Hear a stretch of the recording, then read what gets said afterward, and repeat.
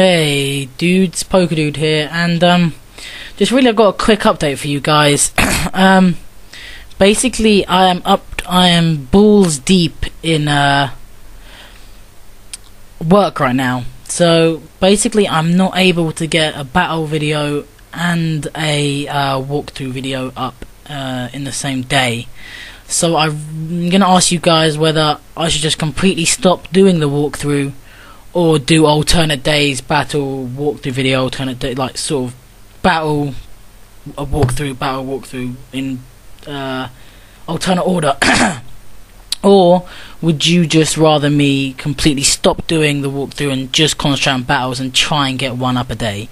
I really want you to leave a comment on this, because it will just help me to figure out what you guys want, because the reason I do this is for you guys. So please leave a comment on that, because it'll really help me out. So anyway, what you're here for is a battle, so it's coming up now. See ya. Hey dudes, PokeDude103 here, and today I have a OU gym battle against what's his name, Vapor Drops from PokeLadder, and like I said, it's the OU gym, so I'm whoring my ass off because I want to win. So anyway, he leads with Mamoswine, I lead with Jirachi, and I really don't want to get Earthquaked, but I didn't want to risk him predicting my switch or U-turn and going into Latias, I believe I had on my team. Or, no, actually, no, Salamence, sorry. So I just go on Suicune just to be safe, and he does Earthquake, and it does quite a bit, and I don't see any leftovers, so I kind of assumed it was Banded or Scarfed or something, but he then switches moves, so I have no idea what item this Mamoswine has, and I didn't get a chance to find out because Suicune got a crit and actually took out the Mamoswine, which is, you know, good for me. So now he's gonna go into Azelf. I don't really want to stay in on this in case Thunderbolt or Grass Knot, so go into Snorlax. Excuse me. And Snorlax takes that like a freaking beast. So now he's gonna switch, and he's gonna go into Skarmory. And I predicted some kind of switch in the Sizzle maybe, and I hadn't seen it, but I thought he may have one, so I just Fire Punch. But in fact, he goes into Skarmory, who takes that, even though it's super effective, like a freaking beast. So I'm going to switch out now, predicting Spikes or Stealth Rocks or maybe a Brave Bird. So we're going to Heatran, and I'm going to scare him out with Fire Blast. But he goes into his Tentacruel. My Fire Blast ends up missing, but that didn't matter that too much because that would have done minimal damage to this thing. So he starts sending out Toxic Spikes, which really isn't too much of a threat for me, because look at my team after the game, I actually had 3 Steel types for some reason, and I also had Salamence. So 4 of my 6 Pokemon were not actually affected by Toxic Spikes. So here I really should have predicted the trick. I should have switched out. But for some reason I'm dumb and just thought, what has else a Choice Scarf these days? But he does manage to get a trick off and ruin my Snorlax, which is gay. Now he's going to go into Dragonite and get the Fire Punch off. Now, even though Dragonite resisted, that did very little for me. So that made me think this was the new sort of bulky Dragonite you see quite a bit these days. So we're going to Suicune because beast and can take physical attacks, but then he switches into Weavile, which is still a good switch for me, but he's going to get a Fake Out off, which is going to flinch me. I was going for the rest there, but what can you do? And I see his Life Orb, which is good to know, knowing that it's not banded or sashed or anything. So I believe I rest up on his turn to get rid of that poison, because it's starting to piss me off. And I do rest up, and he brings in Darkman. Now I assumed this meant he had Hidden Power Electric, so I'm now going to switch out into Snorlax. And but he goes for the Sludge Bomb, which should have made me think he didn't have Hidden Power Electric right now, but I wasn't thinking about that during the game.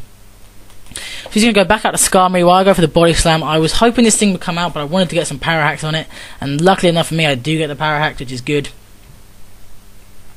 Now I believe I'm going to switch out into my Metagross, trying to bluff like have the Thunder Punch or the Ice Punch. And he sets up his second layer of Spikes, I believe, maybe third. So now I'm going to set the Agility, and he predicts that quite nicely actually, and just goes for another layer of Spikes.